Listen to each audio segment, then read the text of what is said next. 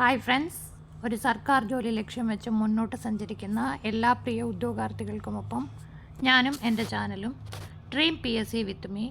നിങ്ങളിപ്പോൾ സ്ക്രീനിൽ കാണുന്നത് 10th പ്രിലിംസ് 3ാം ഘട്ട പരീക്ഷയുടെ ചോദ്യപേപ്പറാണ്. 3ാം ഘട്ട പരീക്ഷ വളരെ എളുപ്പമായിരുന്നു. നമ്മളെല്ലാവരും തന്നെ സംസാരിച്ചതാണ്. വളരെ എളുപ്പമുള്ള പരീക്ഷയാണ്. പ്രസ്താവനകളൊക്കെ കുറവായിരുന്നു.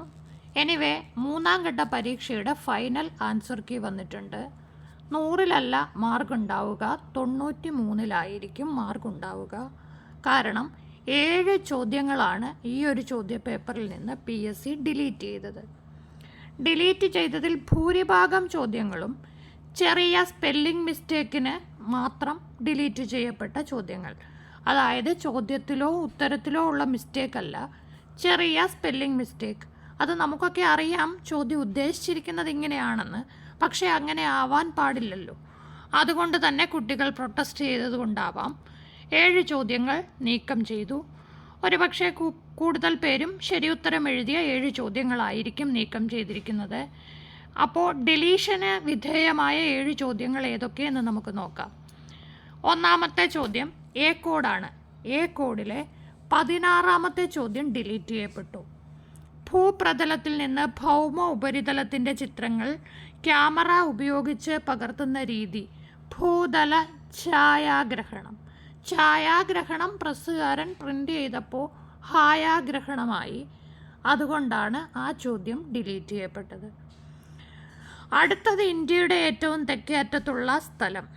തെക്കേ അറ്റത്തുള്ള സ്ഥലം കന്യാകുമാരി. ഇന്ത്യയുടെ തെക്കേ അറ്റം ഇന്ത്യൻ ഉപഭൂഖണ്ഡത്തിൻ്റെ തെക്കേ അറ്റം. അങ്ങനെ ഒരു കൺഫ്യൂഷൻ ഉള്ളതുകൊണ്ടാണ് ആ ചോദ്യം ഒഴിവാക്കപ്പെട്ടത്.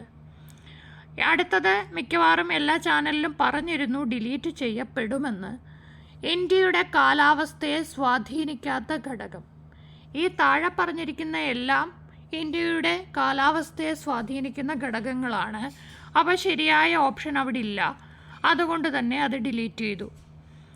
ഇന്ത്യയിലെ ഏറ്റവും ഉയരം കൂടിയ കൊടുമുടി ഏത്? അത് ഡിലീറ്റ് ചെയ്യപ്പെട്ടു. കാഞ്ചൻജംഗ, മൗണ്ട് K2 കൺഫ്യൂഷൻസ് നിൽക്കുന്നത് കൊണ്ട് തന്നെ ഈ ഒരു ചോദ്യവും ഡിലീറ്റ് ചെയ്യപ്പെട്ടു. അപ്പോൾ 16, 17, 18, 20 4 ചോദ്യങ്ങളായി. അടുത്ത ഡിലീറ്റ് ചെയ്യപ്പെട്ട ചോദ്യം നമ്പർ 45 അക്ഷരപ്പിശക് കൊണ്ട് ഡിലീറ്റ് ചെയ്തതാണ്. കേരളത്തിലെ ഏറ്റവും വലിയ ജലസേചന പദ്ധതി ആയിരുന്നു, കല്ലടയായിരുന്നു ഉത്തരം. അപ്പോൾ ജലസേവന എന്ന് ചോദിച്ചതുകൊണ്ട് തന്നെ ആ ചോദ്യം ഡിലീറ്റ് ചെയ്തു. എന്തോ ഭാഗ്യത്തിന് ഡിലീറ്റ് ചെയ്യാത്ത ഒരക്ഷരപ്പിശകുമുണ്ട്.